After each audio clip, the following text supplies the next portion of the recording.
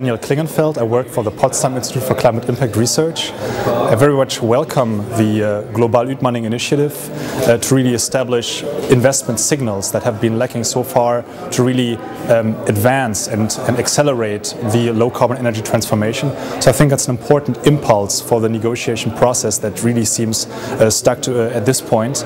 However, I'd also like to add a couple of points that I would like to see addressed in more detail.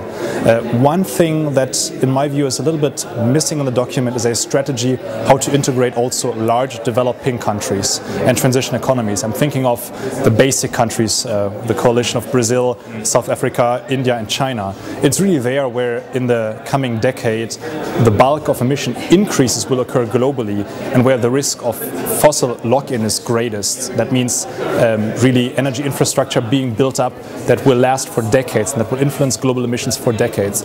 So it's not enough to think about a European-centered investment strategy, but really to have a plan on how to also set incentives for these countries to come on board. And in this context, I think that we cannot ignore the question of an equitable effort sharing, so to speak. I know there are many opportunities, and I think that's important for Global Utmaning to highlight the opportunities for new industries, for new business developments, also for job creation in this context. But I also believe that certainly the structural change will not go unnoticed. And that's why, in my view, one needs to be bolder also in the European strategy and to offer developing countries that would need to become part of this coalition incentives also, again, that they have some net benefit out of joining that strategy. And in my personal work, I'm working on concepts for a modular carbon market that can also apply for a sub-global alliance of countries in the first place, and where you would have an equitable allocation of allowances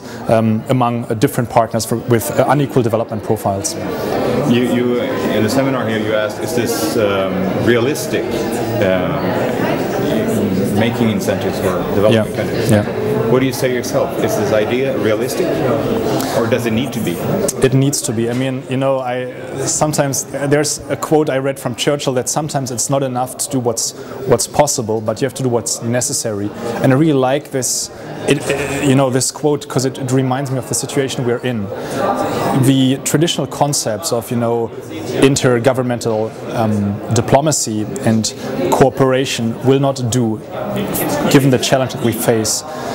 Global emissions, and that's really what physics tell us, global emissions have to peak during this decade and then continue on a decline, on a continuous decline ever after, up to complete decarbonization, if you want to keep the 2 degrees centigrade threshold that has been accepted, once again at the Cancun summit. So the challenge is really monumental. I believe that we, as difficult as it may be politically, have to tell people the truth and motivate them to do something for the future, for future generations, but also for their children that are already born. So honestly, I think there are few ways around also being ready to commit something, but it's for the benefit of all in the end. So politically, I think it can be communicated, yes.